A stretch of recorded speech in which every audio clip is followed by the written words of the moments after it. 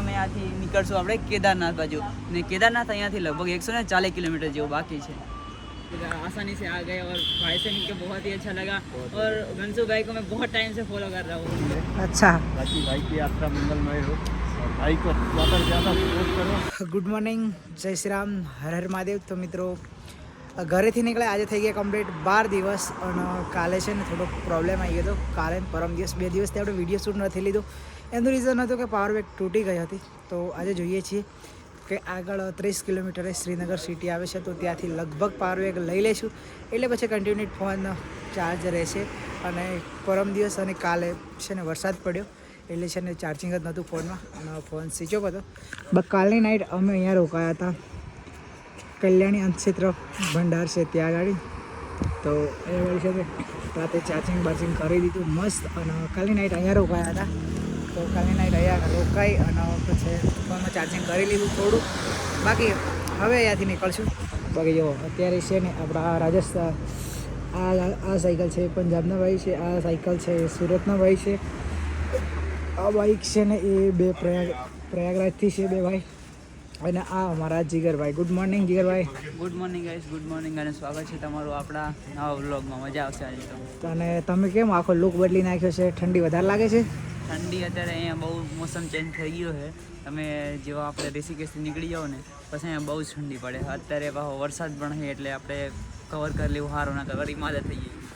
બાકી સાયકલ આપણી રેડી કરી દીધી છે અને તમે લુક જોઈને જોઈ શકો છો ઠંડીનો માહોલ છે એટલે બાકી હવે આગળ જઈ અને પાવર બેંક લઈ લઈએ, સાયકલની બ્રેક કમ્પ્લીટ કરી દઈએ। મિત્રો હાલ આપણે પહોંચી ગયા છીએ દેવપ્રયાગ અને અહીંયા ગાડી છે ને બે નદીનો સંગમ થાય છે, તો એના વિશે ડિટેલ આપશે આપણા જીગરભાઈ। તો મિત્રો હાલ આપણે પહોંચી ગયા છીએ દેવપ્રયાગ, જે આપણે કેદારનાથથી તમે બદ્રીનાથ કે કેદારનાથ પાસે જતા હોય તો રસ્તામાં જ આપણને જોવા મળશે દેવપ્રયાગ, જ્યાં આપણે ગંગા નદીનો મતલબ સંગમ થાય છે। મતલબ અલકનંદા અને ભાગીરથી આ બંને નદી અહીંયા મળે છે અને તમે જોઈ શકો છો આમાં બંનેમાં જો એક નદીનું એકદમ ચોખ્ખું પાણી હશે અને એક નદીનું એકદમ તમને ડોર જેવું પાણી દેખાશે। આ બંને નદીનો સંગમ થઈ અને અહીંયાથી આપણે ગંગા નદી બને છે, જ્યાં અહીંયાથી આપણે હરિદ્વાર, ઋષિકેશ અહીંયા બધા જ શ્રદ્ધાળુ અહીંયા સ્નાન કરે છે। તો ગંગા નદીનો સંગમ અહીંયા થાય છે અને અમે અહીંયાથી નીકળશું આપણે केदारनाथ बाजू ने केदारनाथ અહીંયાથી લગભગ 140 કિલોમીટર જેવું બાકી છે।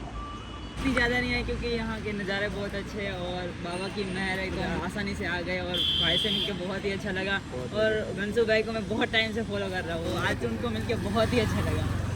अभी ऊपर जाके कभी जरूरत पड़े ना केदारनाथ में तो मेरी इंस्टाग्राम आईडी में मैसेज या कमेंट कर देना। अच्छा, जैसे कोई भी जरूरत पड़ेगी ना केदारनाथ में तो मुझे बताने का, रुकने का हो रहा हो तो कुछ प्रॉब्लम हो ना, तो अभी तो क्या मैं मेरा ग्रुप लेके जा रहा हूँ, ठीक है ना, बताने का, ठीक है ओके। आज तो यार रुक जाओ, रुको तो नहीं अभी तो हम लोग रुके थे ना, तो निकल जाएंगे आगे। हाँ आराम से श्रीनगर चुना कर देंगे। श्रीनगर के आगे एक वो है मंदिर है आश्रम है, वहाँ रुक जाना। श्रीनगर है दारी देवी से पहले 2 किलोमीटर पहले पड़ेगा, एक आश्रम है लेफ्ट साइड में घूमते ही है। हाँ वो हनुमान जी मंदिर है। हाँ हनुमान जी के मंदिर के आगे ये खाने का रुकने का सब देता है वो, ठीक है ना भाई। मैं चलता हूँ, मेरा कुछ लेट होगा, ठीक है ओके। તો મિત્રો હાલ અમે જઈ રહ્યા છીએ શ્રીનગર સાઈડ અને શ્રીનગર હવે અહીંયાથી બચ્યું છે ખાલી 17 કિલોમીટર અને શ્રીનગર 17 કિલોમીટર બાકી રહેશે। દેવપ્રયાગથી આગળ લગભગ 10 થી 11 કિલોમીટરે આવેલું છે। જુઓ વિશ્વ હિન્દુ પરિષદ અનક્ષેત્ર છે। તો મિત્રો તમે કોઈ બી આવતા હોય તો તમને અહીંયા ગાડી છે ને રહેવાનું, જમવાનું, નાહવાનું બધી સગવડ મળી જશે। તમે જોઈ શકો છો જો વિશ્વ હિન્દુ પરિષદ અનક્ષેત્ર। તો મિત્રો અહીંયા ગાડી છે ને બધી વ્યવસ્થા છે, પણ મિત્રો અનક્ષેત્ર છે ને 12 વાગે ચાલુ થાય છે એટલે અત્યારે વાગી ગયા છે 9-10 વાગવા કરે છે એટલે 2 કલાક તો અમે અહીંયા આરામ નહીં કરી શકીએ। તો અમે છે ને અહીંયાથી આગળ ચાલશું, બાકી જઈશું શ્રીનગર। ફાઇનલી ગાઈસ અત્યારે હું પહોંચી ગયો છું શ્રીનગરમાં અને એ શ્રીનગરમાં આપણને મળી ગયા છે જો गौरव भाई मिल गया है।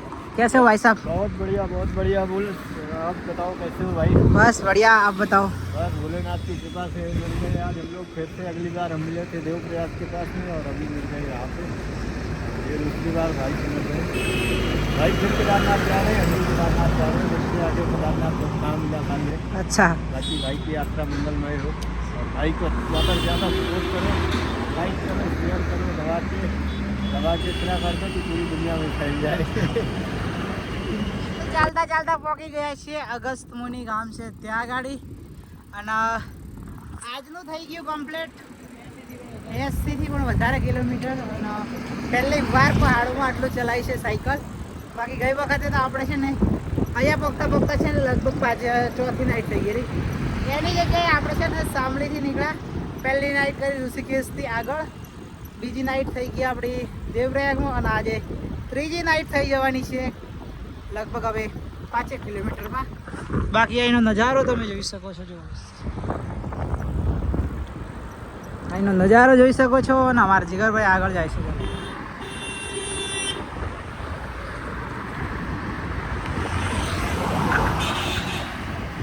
તો ફાઇનલી ગાઈસ અગસ્ત મુનિથી આગળ આવી ગયા અને નાહી નાખ્યું મસ્ત બરફના પાણીથી, એકદમ ઠંડા પાણીથી. જો આ છે ને ઉપરથી જ પાણી આવે છે ડુંગર ઉપરથી અને એકદમ ઠંડુ પાણી.